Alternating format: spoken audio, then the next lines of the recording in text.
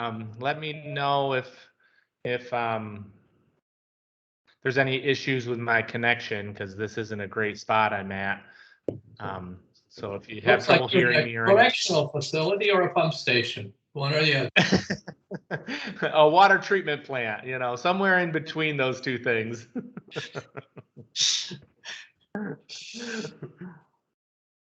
Yeah, it's the first day back after a long weekend, so I'm still trying to get my bearings of what's going on. So I warned Cello last week that I probably wasn't going to be as prepared for this meeting. I'm passing on some of the responsibility to George to present some of his material and bail me out a little bit, and then Cello can give us a update on some of the WEF tech activities.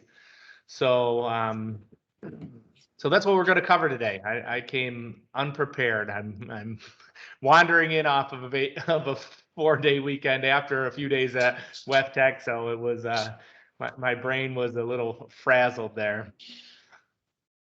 But luckily, George is going to help us out. George is going to present what they have at going for energy management program in Vancouver. So if you're ready, George, feel free to take it away. Oh, you might be muted. You're on mute, George.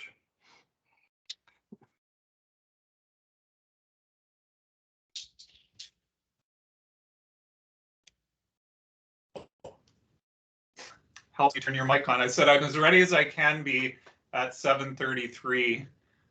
So I will, let me see. We use Zoom more than we use, how do I share my screen here? Next to the leave button, there's that arrow. I think in there, if you click that, give you share options. Upper right. It's a little white square with a black arrow pointing up between the sign for a microphone and the red button that says leave in the upper right corner of the window. Oh. Hey, technology, great. Yeah. Yeah, we're Zoomers here, so. Well, in the okay. upper, you see that? Yeah. Yeah. It's coming up. It's coming up. It's all good. Okay. So here. Okay, so so you guys probably, if you've been listening to me, actually, I'm going to start by a public apology to Scott, because I think, Scott, when you and Cello met with our Metro Vancouver team a couple of weeks ago, I think I might have been a little bit rude when I said, we haven't been sitting around here twiddling our thumbs for the last 12 years.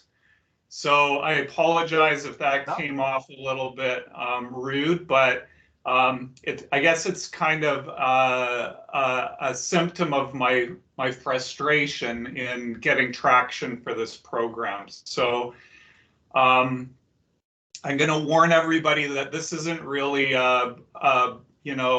sunny days presentation here, but if any of you are just starting out in your programs, I guess my biggest recommendation is to really secure some kind of upper management support for what you're trying to do. And that goes for any change management initiative, in my opinion. So bear with me. If it gets gloomy, just turn off your microphones.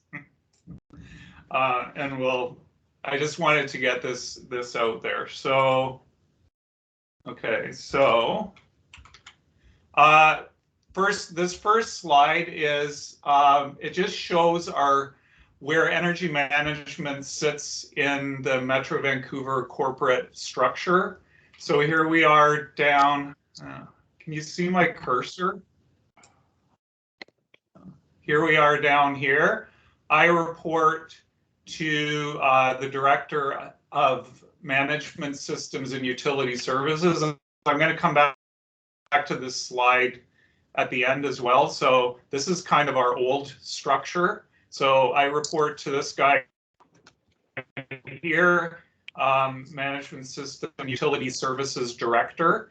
And what MSUS was up until last summer was it included all of our kind of management systems. So energy management, safety management, asset management, technical knowledge management. I think that pretty much covers it. So it's these services that kind of spread out over the entire utility. So all of those management systems are generally focused on liquid waste services and water services, our two biggest utility departments. The difference with energy management is we provide energy management services to the entire organization. So this is policy planning and the environment, human resources and housing, corporate services, liquid waste, water, solid waste, financial services, external relations, and legal. So anyone who's got an energy management component associated with the work that we do, we support them to improve what they're doing with respect to energy use. Okay, so the reason I'm showing this is part of part of a good energy management program, according to what I would call best practices, is that the program is positioned in the organization to have pretty good exposure to upper management.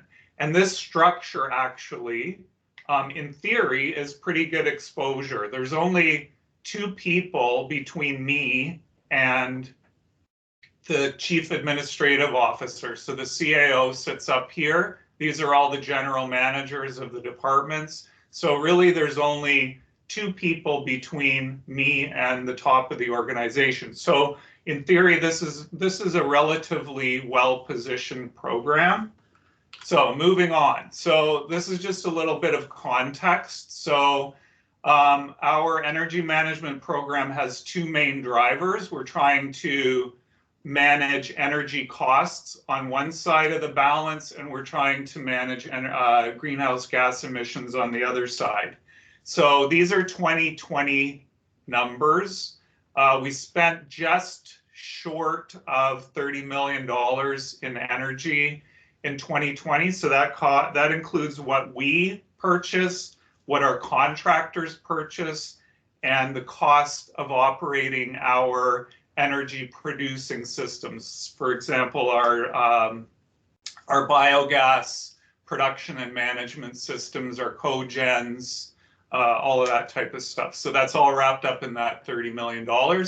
Now, there's some question marks after the second bullet there. I believe this is our largest non-labor operating cost, and I should be able to say that unequivocally, but I just caution that I'm 90% sure that that's a correct statement there. So Metro Vancouver is it's a regional government. So we serve 21 municipalities in the lower mainland of British Columbia. So we take our marching orders from a board of directors that is represented by the municipalities. So the biggest municipality is the city of Vancouver. They get the most seats on the board, and then each municipality has representation in accordance with their population. So the board is our ultimate boss, I guess. So every 4 years, when we have an election and the board changes, we go through a process of planning with the new board, and they come up with what's called a board strategic plan. So that's what this BSP is here. So the board strategic plan in essence says these are your priorities for the next 4 years. So on the cost management side of the equation here, cost management is a board strategic plan priority. Okay. On the emissions side, energy use is our second largest source of corporate greenhouse gas emissions. The biggest source of our emissions is we have an incinerator for solid waste management, and that incinerator is our #1 largest emitter. And in 2020, we emitted about 29,000 tons of CO2 equivalent emissions. That excludes the stack emissions from that incinerator, except the natural gas that's used to fire the burners for that incinerator. So 29,000 tons, that's about 67,000 barrels of oil equivalent.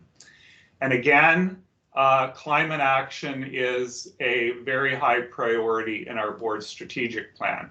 So in theory, energy management should be getting a lot of airtime because our board is saying we want you to manage costs and we want you to manage emissions. So in theory, this should be getting a lot of attention.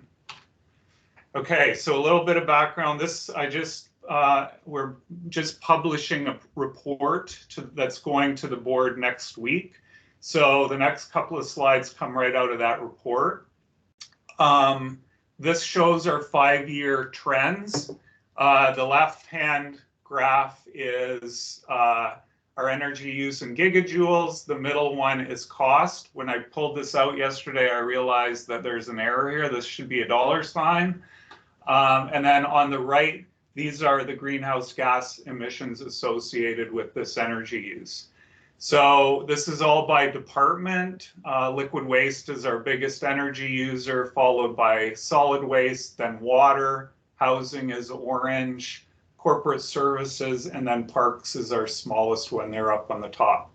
The red dotted line is the baseline year for each of these metrics, which is 2014. So 2014 is our baseline year because that was the year that the board adopted our corporate energy management policy.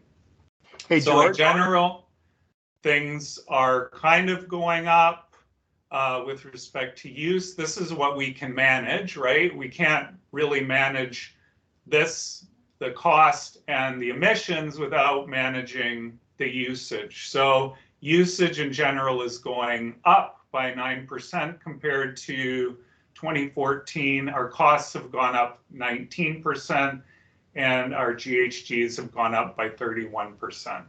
Hey, George. Yeah. There's some comments that people are making in the comments column, and you might want to just stop and ask if people have any questions so far. And one question, which maybe we're going to get to, is what are the reasons for the increases? You know, is it growth, or is it you know, what are the reasons for the increase? So good question. So the reasons, and this is I'm glad somebody asked the question because this is exactly what our general managers ask. So I can tell everybody, like, I manage the corporate energy and GHG emissions database. So this is all of this data comes out of that database, and we have granular, like there's thousands and thousands of data points in there for the entire organization. So I can tell you exactly where the increases are coming from. So for example, let me see, what's a good example? This water services here. So water services in 2015 commissioned a very big new pump station. And that pump station made their energy use go up by between 35 and 45% for the entire utility.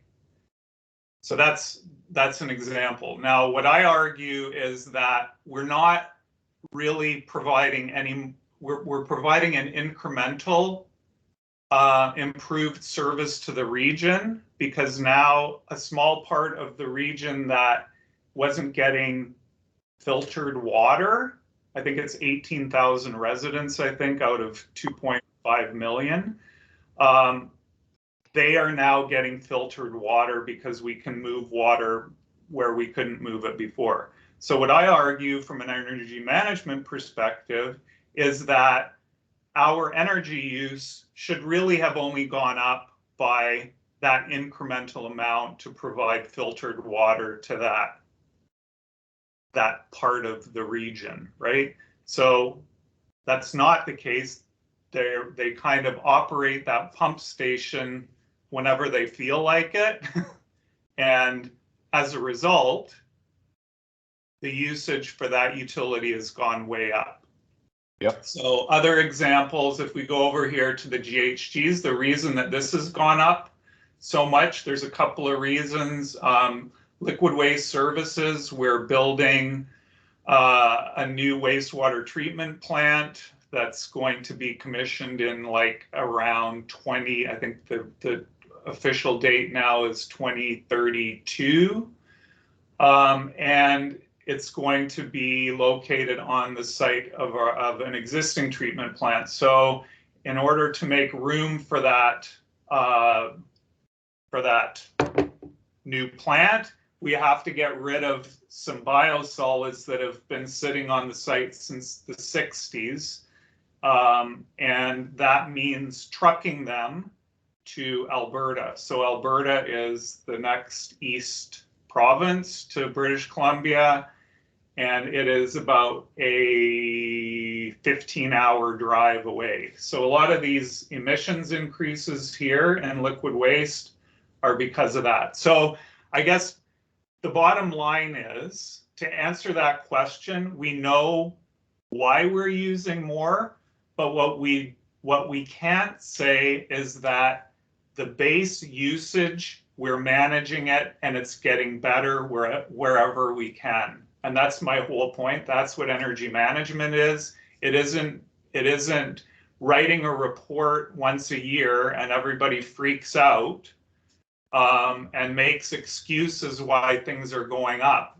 The whole point is being missed, that we're not managing our energy. Energy management doesn't necessarily mean that you're always going to go down, but you're always going to be able to say, these things are all under control, they're all being monitored, and I can prove to you that every system in our portfolio is operating as efficiently as it can be. And if we're going up, we know why we're going up, and we have to go up, but we're going up in a way that's also being managed. And here's the evidence that we are doing as best we can. So for example, all of that hauling here, we want to be able to demonstrate that we realize that this was going to be a significant impact to our energy use, our costs, and our emissions. So there needs to be a process whereby we can show that we tried to keep these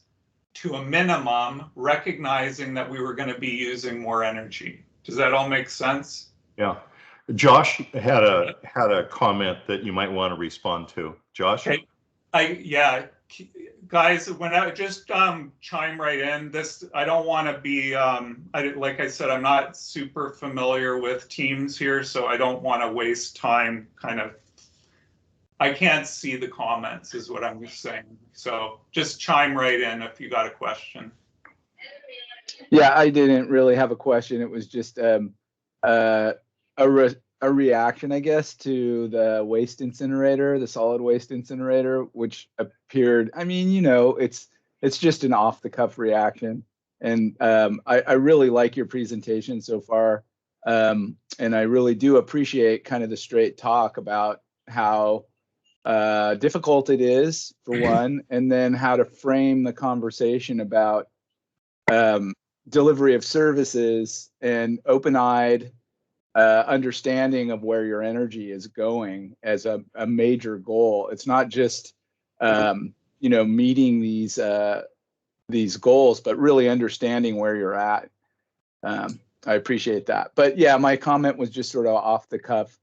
There just seemed to be, I think you said something like, you know, it was somewhere in the order of 30,000 tons of carbon annually because of the that you're using to fire that incinerator. And I just thought, I wonder if there's a process change that could impact that. Okay, so Josh, thank you for bringing that up as an example. So let me just I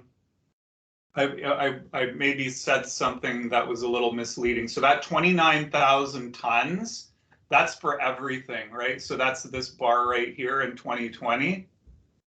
So within that bar is the incinerator. So the incinerator sits here in solid waste.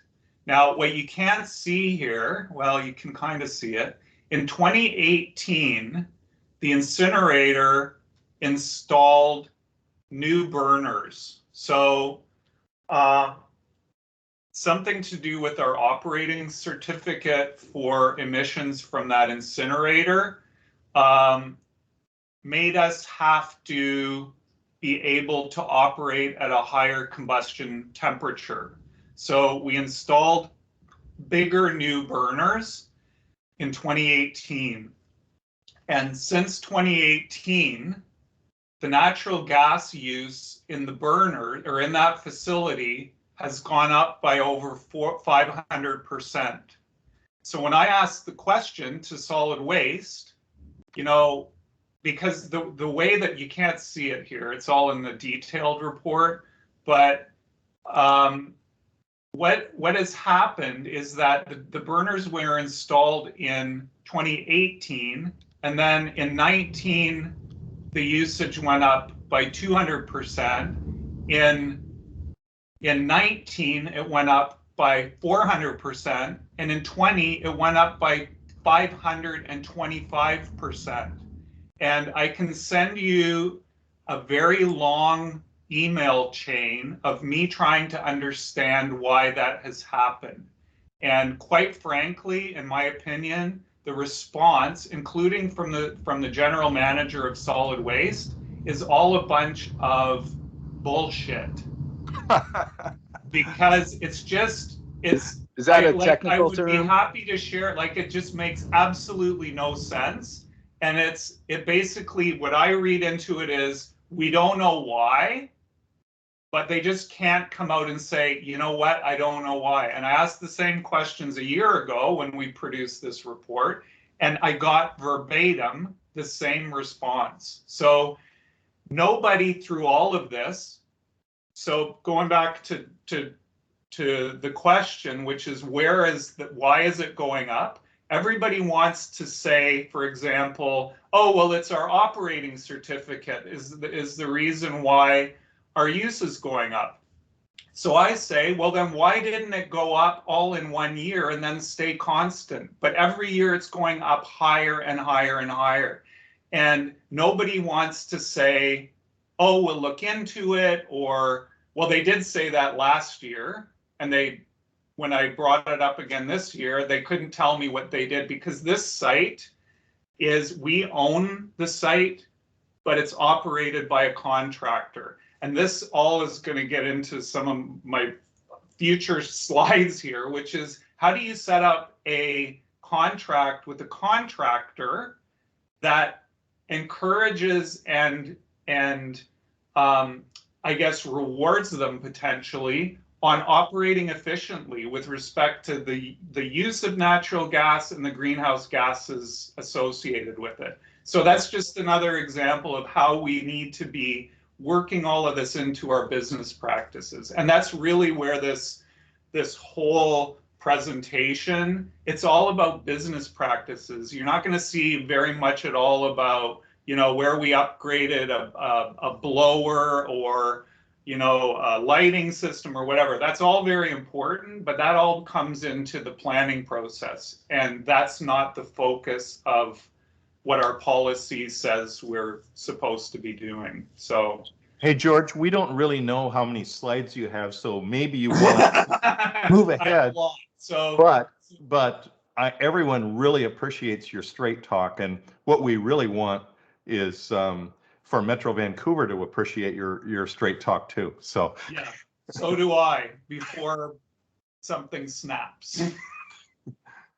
This is being recorded, isn't it? yes. Okay, that's fine. I don't mind. I've said all this to my boss before, so. That's cool. That's cool. Okay, so this is the same data, but it's normalized to the KPI for our corporate use. So our corporate KPI is per capita. So what you can see here is things have kind of stayed pretty constant per capita. Our population since 2014 has gone up by 10%. So everything, our energy use went up by 9%. Our population went up by 10%. So this is staying pretty constant.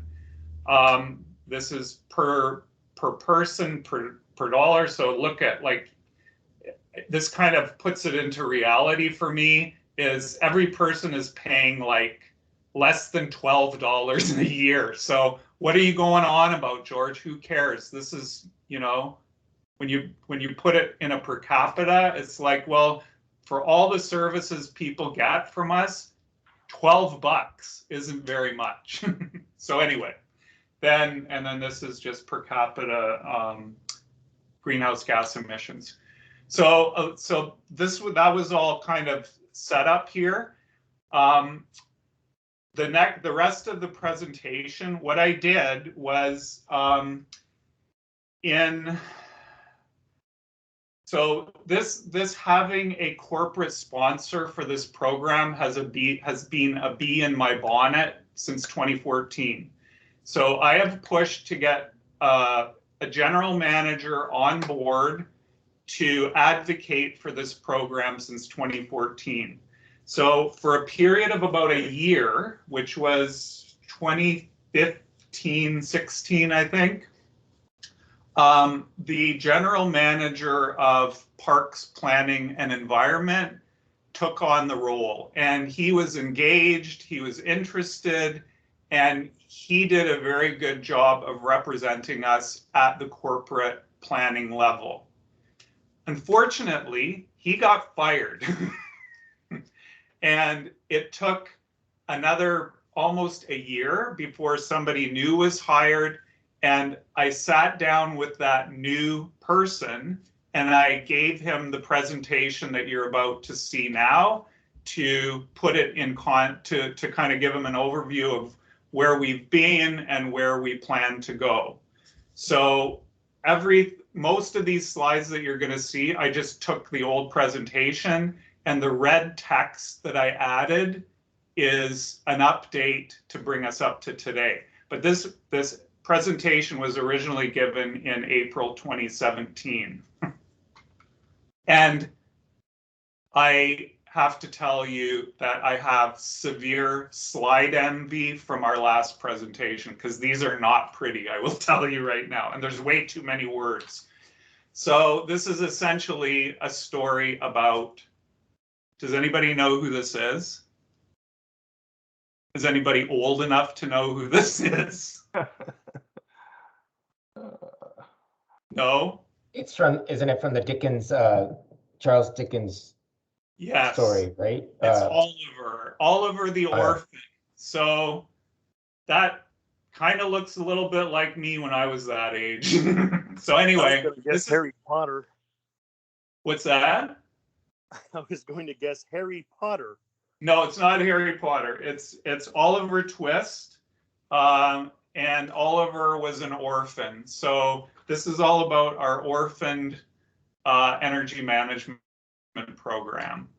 Okay, so now this is the 2017 presentation. So the history of energy management at Metro Vancouver, in the past, like in the 90s, we had a really strong tradition of efficiency. We put in cogens, we put in really good process controls, we put in heat recovery systems, we designed hydroelectric energy recovery systems. That was all in the 90s. The energy management program that I'm now in was officially established in 2010, and it was for the first 2 years fully funded by our provincial electricity utility, which is BC Hydro. So for 2 years, the BC Hydro paid for 2 people at my level to kick off the program. I wasn't part of that in 2010. I joined in 2013 when one of those first 2 engineers left out of frustration. So the first couple of years of the program, those 2 guys focused a lot on getting energy audits done of the 5 wastewater treatment plants. They were pretty high level audits, nothing really kind of drilled right down into individual processes, but we still have those energy audits obviously on file. So when I came, they also attempted an energy management policy in the fall of 2012. So that kind of got stalled because the chief administrative officer at the time decided to do a reorganization of Metro Vancouver, and that took about 2.5 years to do that. So I came on board in 2013, and I said to my partner, how about if we try and resurrect that policy? So I put together an interdepartmental advisory group, and over the period of 3 or 4 months, we came up with a draft policy that the CAO endorsed in the spring of 2014. And by July of 2014, we took it to our board of directors for approval. So the whole point of the energy management policy was to move the program from a very ad hoc, opportunistic way of doing things to a more structured and strategic approach. And that's exactly what BC Hydro is paying us to do. Okay. Hey, George, just real quickly, since David Ponder brought it up, people would like to get a copy of the carbon or of your policy. Okay. And also, I'm sure they'd be interested in the PowerPoint afterwards, and Cello can work with you on that. So sure, no but problem. keep going. Okay, and if I'm going over, like, please, might have to cut me off because I'm only on slide 8. So if this is going beyond what you want, I'm happy to pick it up another time, or I'm not sure what else you have planned for today, but I'll just keep rambling. Just keep going, George. Just keep going. Don't worry about time, okay? Okay, thanks, Cello. Okay, so so we set up a task force and an advisory group to take the draft policy to a final policy that was adopted by the board of directors in July 2014. So as soon as that was adopted, by September of 2014, I had developed an energy management system development plan. So everything that's kind of coming up in the next 10 or so slides comes out directly from that plan that was developed in 2014. Okay, so here's some excerpts from the policy. The policy statement is Metro Vancouver commits to continuously improving energy performance in its operations and to continuously improving the efficiency with which it produces, generates, and recovers energy. Okay, so energy performance is defined in the policy essentially as efficiency. The policy not only includes what we purchase and what we self-generate, it also includes energy used by our contractors in providing our services. So, so in the policy, the board directive is for staff to develop an energy management system for continuous improvement in energy performance and following ISO 50001 best practices. Okay, and an energy management system is defined as the set of interrelated or interacting elements to establish an energy policy, which we already have. This comes right out of the policy itself, and energy objectives, as well as processes and procedures to achieve those objectives. So as I said a few minutes ago, you're not going to see a lot in here about blower upgrades and lighting upgrades. This is mostly about the processes and procedures we need to build that energy management system following ISO best practices. Okay, so this comes right out of the policy. So it's developing the energy management system, setting targets, developing a strategic energy planning process that we want to be going through every year to look into the future and see where we can get better, and fiscally plan for those projects, regularly monitoring and reporting on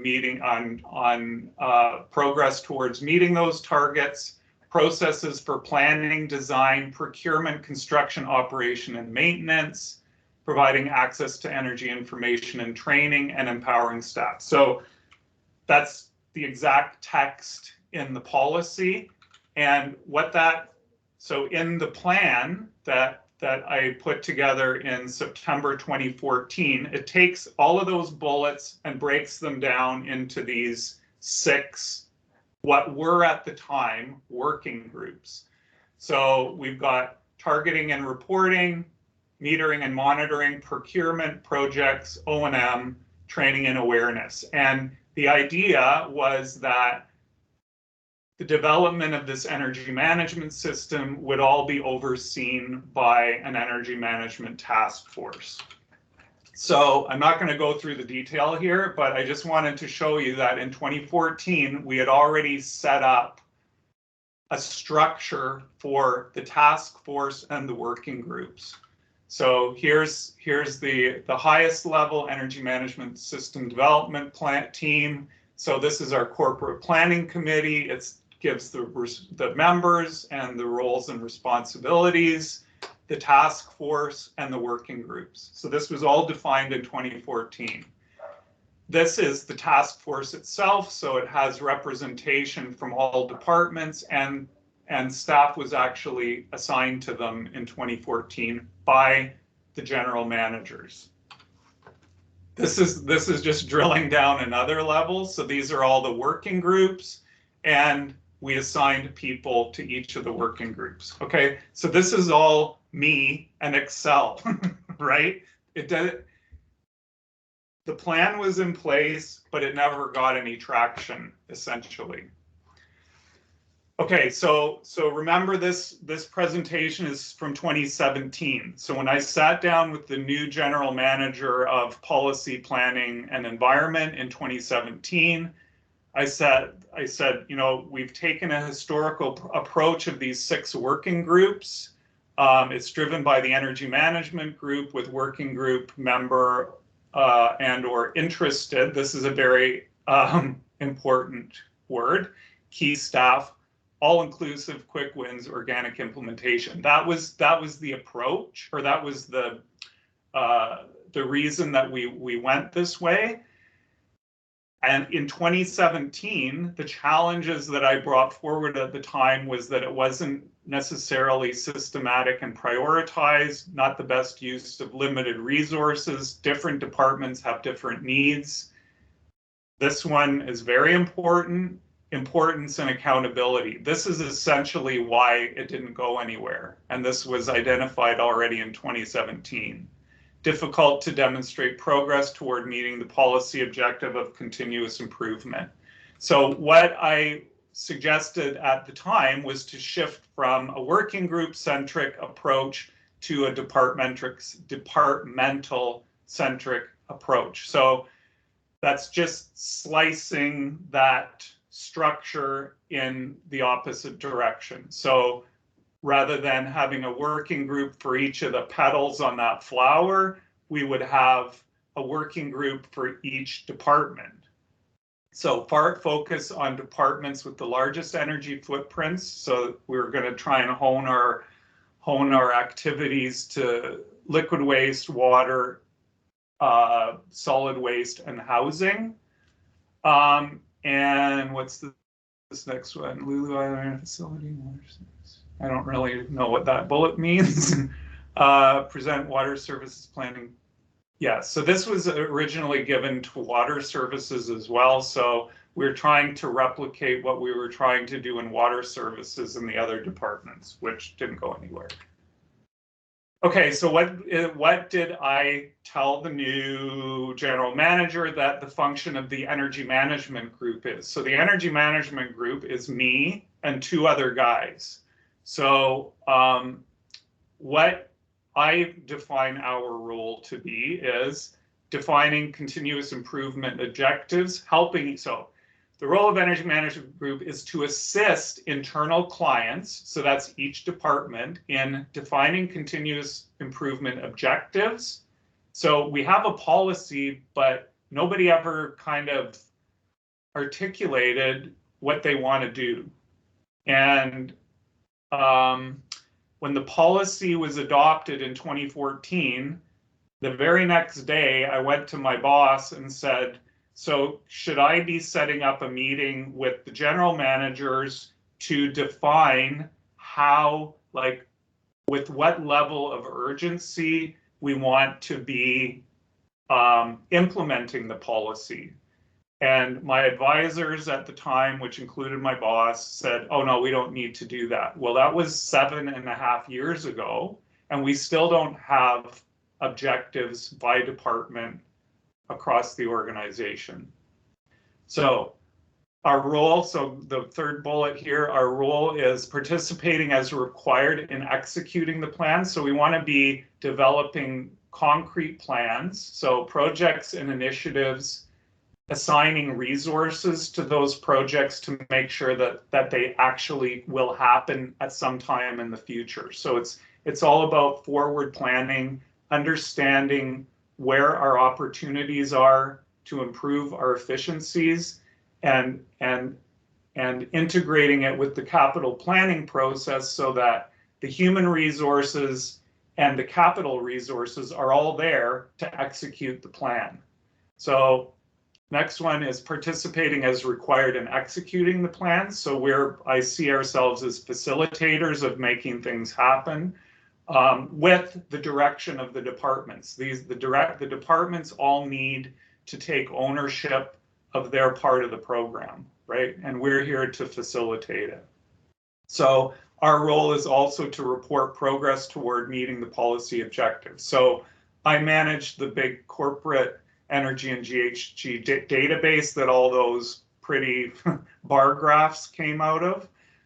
So we don't want to necessarily put the burden on the departments for the reporting unless they want to do it. So we're here to produce your reports and help you achieve your goals. Okay, so what we said back in 2017 is that, is that we're going to focus on these 3 areas.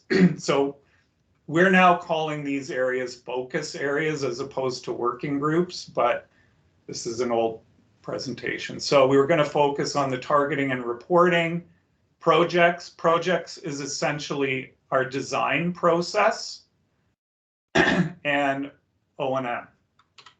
Okay, so now what I'm going to do is walk you through each of these working groups, tell you what the objective of the working group is or was, and give you a status on where it was in 2017 when I gave the presentation, plus an update today in the red text. And then next steps. So objective, status, proposed next steps. So targeting. So what it says in the policy is establishing substantiated, realistic, and measurable targets that motivate continuous improvement. So if you don't have a target, you don't know where you're going. So 2017, the dark text, liquid waste services and water services have what they call performance objectives. So this is just looking 1 year in advance and saying, okay, how much on a gigajoule per million liter basis do we think we're going to use next year? So they've been tracking this. both of the departments have been tracking this for many, many, many, many years. They're tracking it, but they're not managing it. Energy content in 2016 business plan. So every year, each department has to do a business plan. And back in 2016, I was able to convince liquid waste services and water services to include some energy management content in those business plans. I have been unable to do that for the last 3 years. BC Hydro Strategic Energy Management Plan. So every quarter, I am still partially funded by BC Hydro. And as part of that funding, I have to produce a quarterly report, and it's called a SEMP, a Strategic Energy Management Plan. And it's pretty high level. So, but it's the foundation of our funding. So I do that every quarter. We also, our corporate planning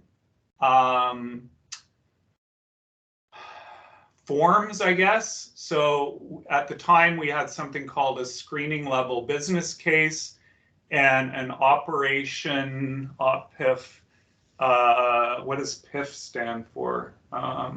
Project initiation form. That's what the PIF. So this accesses project funding under 250,000, and this accesses funding over 250,000. So we had taken these forms that are part of the planning process, and we modified them with energy management content to facilitate the forward planning process. So the idea was after people submit these things and they get approved every year, then I would be able to scrape out content that says this project is going to increase our energy use by this much, but it has an opportunity to recover energy through this mechanism. So the idea was to get project managers involved and thinking about how efficiency is going to play into the design of new projects, and to give me a sense of how the project is going to impact our ongoing energy use. So we made those modifications, but I couldn't convince the capital planning team to make completion of those fields in the forms mandatory. So essentially nobody filled them out. So red update, our housing department, all of my negativity in this presentation, it doesn't include housing. Housing, we own and operate about 50 low-income housing developments across the region, and housing is not funded by tax dollars. Funding our housing is funded by tenant rents, and by definition, it's low-income housing, so you don't want to increase tenant rent. So housing is really the only department that has a significant cost driver, because they have a mandate to keep rents as low as possible. So when we bring them a business case for improving efficiency, they're all over it. So housing is the only department since 2014 that's been able to demonstrate a tangible decrease in energy use and GHG emissions. So that's a sidebar there. So with respect to target setting, housing in 2019, they have a 10-year plan. So in their 10-year plan, their most recent one from 2019, they included both a target for energy efficiency, which is a 25% improvement over code for new development and major renovations, and a GHG emissions reduction target of 45%, sorry, 45% by 2030. So those are essentially the IPCC, that's the IPCC target for 2030. So, and they've adopted it. So that's good on them. In 2019, also the general manager of liquid waste informally told me that he is willing to sign on to a 10% improvement by 2030. So the last bullet there on the top, all departments have committed to developing detailed facility level targets by the end of 2020. Well, it's now the end of 2021 and we still haven't done that. And that's on me, because setting those targets, I have taken the responsibility to lead it.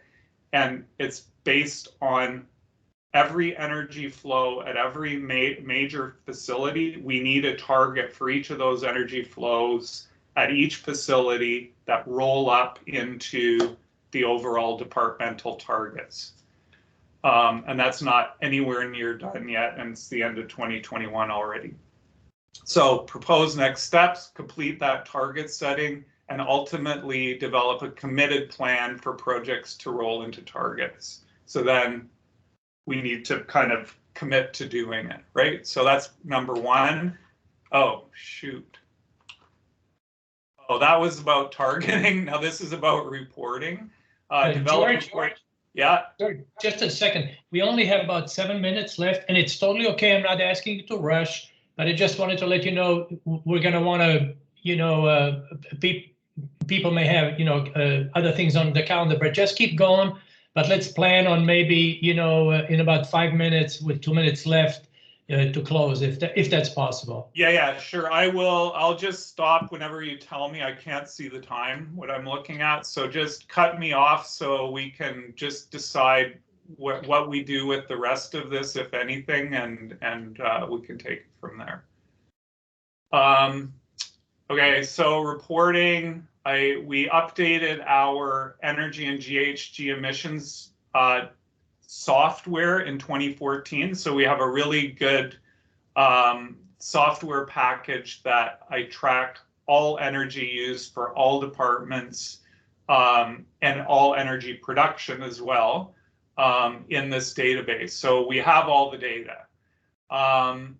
I provide a quarterly update to water services on their gigajoule per megaliter ongoing performance. I have yet to receive any comment back. I give them a number and it just kind of fades into oblivion. BC Hydro contractual reporting. So we have our strategic energy management plan on a quarterly basis. The other thing that we have to do, which is very important, is what BC Hydro calls an energy management assessment. And that's supposed to be done every 2 years or so. And that is very much follows ISO 50001 structure as well. And it's intended to give BC Hydro a sense of our progress towards putting those business processes in place that are intended to ingrain energy management into the corporate consciousness, right? So they are very much interested in our projects, our blower upgrades and our lighting upgrades. They really want to see the kilowatt hour savings for that. But really, the intent is to not rely on individuals for the success of a program. The intent is to have it ingrained in business practices in the organization. So if that individual leaves who's having such good performance, then there's processes in place that will ensure that the organization itself continues to perform even if integral people leave the company. So water service quarters. So we have developed detailed energy models. So I'm down here on this Lulu and Iona. These are 2 of our 5 wastewater treatment plants. We have developed detailed energy models for electricity use that are every single electric motor in the plant is monitored, and we roll that up by process function area. So we have influent pumping, we have aeration, we have the trickling filters, everything is broken up by process function area so that operations is able to monitor energy use for every single motor in the plant on a daily basis. So those were put in place over the last 7 years, and I don't think anybody's using them at all. So annual board reporting, that was the clip that I showed at the beginning. We're just taking our annual report to the board next week. And we also do an annual report to the housing committee. So we report both the corporate use and emissions as well as housing specifically. Housing is a good news story. The rest of it, not so much. So next steps, implement quarterly facility to CPC is our general managers, our corporate planning committee. So back in 2017, we were already saying we need to do this reporting, continue to develop daily facility levels operations tools. So that's this Lulu and Iona thing here. You know what? I think I want to stop, Cello. I'm only on number 2. So I don't know. I can't see anybody's faces. Is it okay if I stop? Yep, this is a great time to stop, and I think we can pick up and give you time to complete it. I think that you had a ton of great information presented. Well, and I would love to hear, and not necessarily now, because if people are uncomfortable saying what they think, I'm totally fine with that. So if this is of any use to anybody, I'm very happy to complete it next time. If it's not of use and people are already sick of my attitude, I'm totally fine with that too, because that's how everybody I work with is. So, so Eric, can I just suggest that people tell you what they want to do with this, if anything?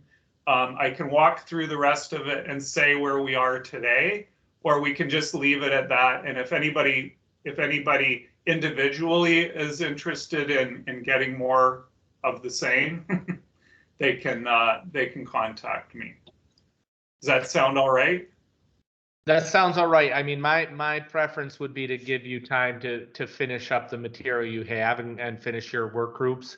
If I hear strong feeling another way, that's fine. But I would expect next meeting we give you some time to wrap things up. And I know we have Josh on deck too for the next meeting. Yeah. I think George and this team can handle the truth. Well, and you know, like I said, my apology there to Scott at the beginning. I think I've really been trying, but I have nobody that's advocating for me. And this all comes down to, it all comes down to adopting a philosophy of we can always do better, right? So one of the slides later in my deck talks about BC Hydro 2.5-3 years ago came to me and said, we want to put this cohort together of wastewater treatment companies where we will fund an energy specialist to come in and lead this cohort, and we want all of you to collaborate. So we did that for 2 years. And at the end of the 2 years, the consultant said to me, I've been doing this for a long time, and I have never seen such poor participation from management in all of my previous work. George, if I can interrupt you, you know, Henry Miller said, the writer, you only have problems if you care. Exactly. And nobody wants problems, right? Everybody wants, tell me a good news story. Tell me that I'm doing great. And nobody wants to say, if you say you need to get better, you need to get better, and you need to show it in numbers. But if you don't want to get better, I'm totally fine with that. Just, it's the discord between saying and doing. Yeah. And hey, I just